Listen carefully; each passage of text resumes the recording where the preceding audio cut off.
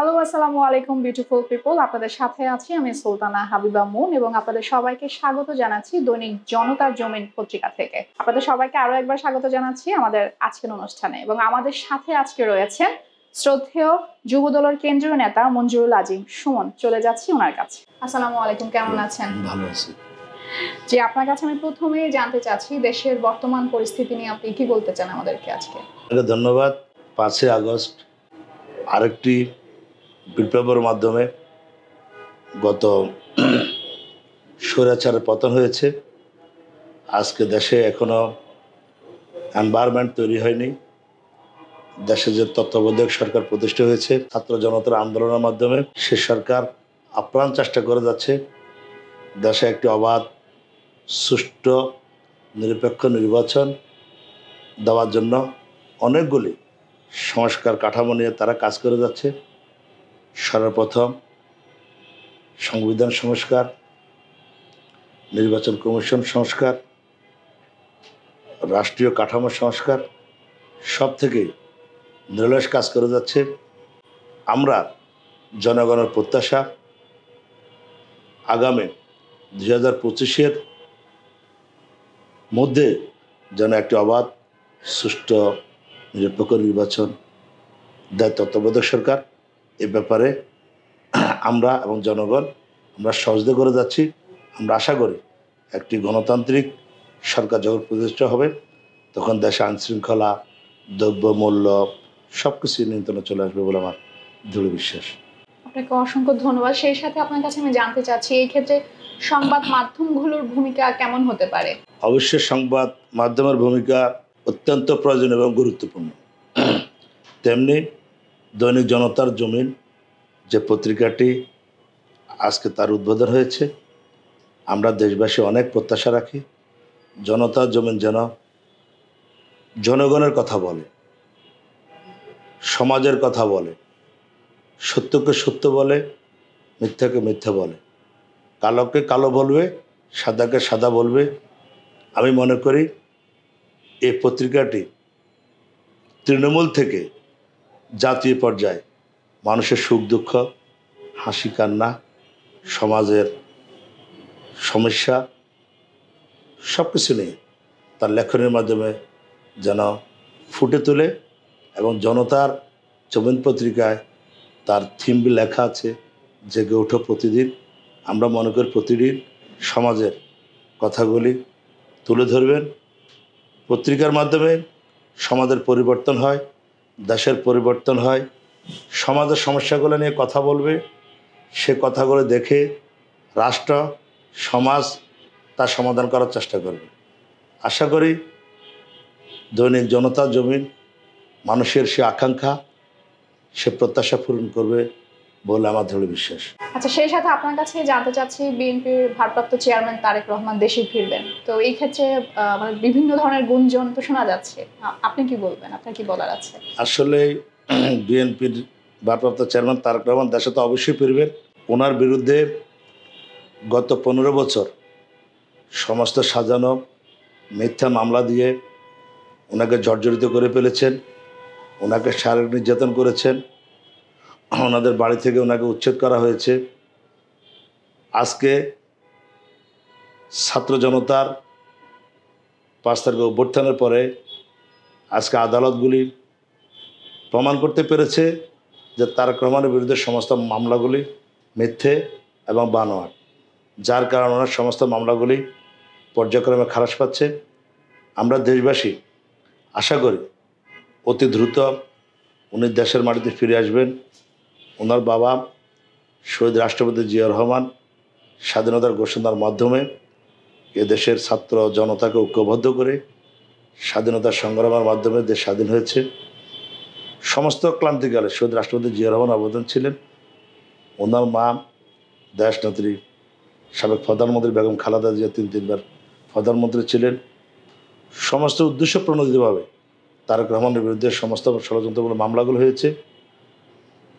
এখন আজকে প্রতিমান হচ্ছে যে ওনার সমস্ত মামলাগুলো মিথ্যা এবং বানোয়াট। মামলাগুলি প্রায় শেষ পর্যায়ে।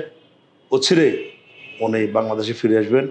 এটা শুধু দেশের আপামর জনতার আগ্রহ, উনি যেন দেশে এসে গণতন্ত্রের জন্য সংগ্রাম করেছেন এবং একটা অবাধ সুষ্ঠু নিরপেক্ষ নির্বাচনের মাধ্যমে উনি ওনার বক্তব্যগুলি পেশ করবেন। এবং তারেক রহমান তার একটা নির্দিষ্ট কনসেপ্ট দেশবাসীকে উপহার দিয়েছেন, সেটা হলো ৩১ দফা রাষ্ট্র কাঠামো মেরামতের যে প্রস্তাব উনি দিয়েছেন, সাম্য মানবিক সমাজ গঠনের জন্য ওনার কাজ অব্যাহত আছে এবং আগামী দিনও দেশ গঠনে ওনার ভূমিকা সবচেয়ে গুরুত্বপূর্ণ বলে মনে করি। ওনাকে আসা অত্যন্ত প্রয়োজনীয়তা অনুভব করতেছি আমরা। আপনাকে অসংখ্য ধন্যবাদ আমাদের স্টুডিওতে আসার জন্য। আপনাকেও ধন্যবাদ। জনতার জমিন পত্রিকার দৈনিক জনতার জমিন পত্রিকার সম্পাদক, প্রকাশক, কর্মকর্তা, কর্মচারী, সংবাদদাতা সকলকে আমার ব্যক্তিগত পক্ষ থেকে ধন্যবাদ, মোবারকবাদ জানাচ্ছি।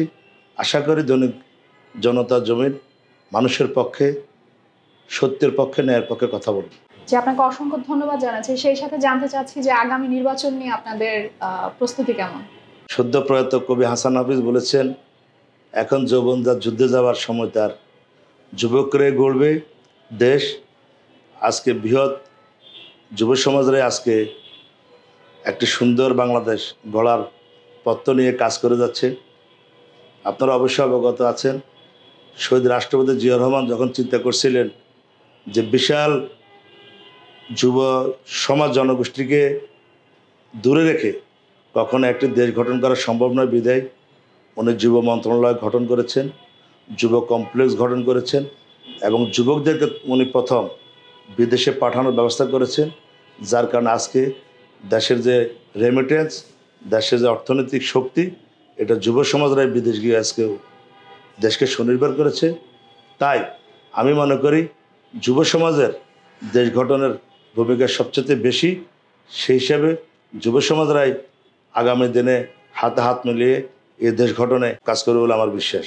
যে আপনার কাছে একটা প্রশ্ন হচ্ছে, আমরা 5ই আগস্ট নতুন একটি বাংলাদেশ পেয়েছি, কিন্তু সেই সাথে বলতে হচ্ছে যে আমাদের বিএনপি সরকারের অনেক নেতাকর্মী রয়েছেন যাদেরকে গুম করা হয়েছে, হত্যা করা হয়েছে এবং মামলা নিয়ে কোর্টে কোর্টে ঘুরছে। তো এই সকল কিছুর পার্সপেক্টিভ আপনি কি বলতে চান? ফ্যাসিস্ট সরকার ক্ষমতা আসার পর থেকে গত 15 বছর বিএনপির শত শত নেতাকে হত্যা করা হয়েছে, গুম করা হয়েছে, নির্যাতন করা হয়েছে, নিপীড়ন করা হয়েছে। আজকে দেখতে পাচ্ছি যাদেরকে গুম করা হয়েছে সে আয়নাঘরের সন্ধানও পাওয়া গিয়েছে। বিডিআর হত্যাকাণ্ড হয়েছে, প্রায় 57 জন সেনা অফিসারকে নির্মমভাবে হত্যা করা হয়েছে।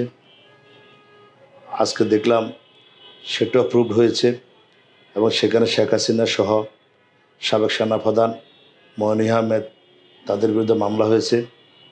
এগুলি সব প্রুভড। আমরা অনেক নির্যাতনের শিকার। আমাকেও অনেকগুলি হত্যা মামলা সহ অনেকগুলি মামলার ডিজিটাল নিরাপত্তা আইনের মামলা দেওয়া হয়েছে।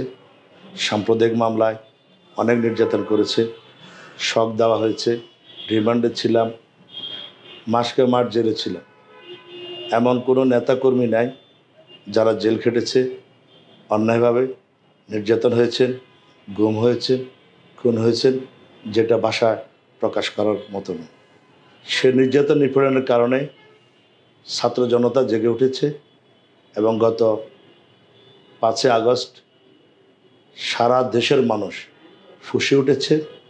মানুষের তীব্র আন্দোলন, সংগ্রাম, প্রতিবাদের মুখে ফ্যাসিস্ট স্বৈরাচার হাসিনা বুঝতে পেরেছেন এই পরিস্থিতি শ্রীলঙ্কা থেকেও আরও ভয়াবহ হবে, বিদায় উনি তড়িঘড়ি করে 20 মিনিটের সিদ্ধান্ত নিয়ে উনি দেশ থেকে পালিয়ে গিয়েছেন।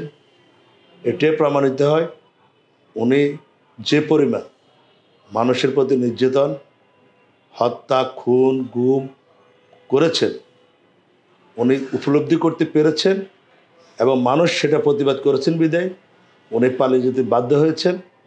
আমরা এই হত্যা, নির্যাতন, নিপীড়নের বিচার চাই এবং সেটা প্রক্রিয়াধীন। আশা করি এর নির্যাতন, হত্যা, গুমের বিচার এ দেশের মাটিতে হবে। অসংখ্য ধন্যবাদ আপনাকে। আপনাকেও ধন্যবাদ। প্রিয় দর্শক, এতক্ষণ সাথে থাকায় অসংখ্য ধন্যবাদ। আপনাদের সাথেই ছিলাম আমি সুলতানা হাবিবা মুন। জনতার জমিনের সাথেই থাকুন, সেই সাথে বলতেই হচ্ছে দেখা হবে পরবর্তী অন্য এক অনুষ্ঠানে। সুন্দর থাকুন, সুস্থ থাকুন। আল্লাহ হাফেজ।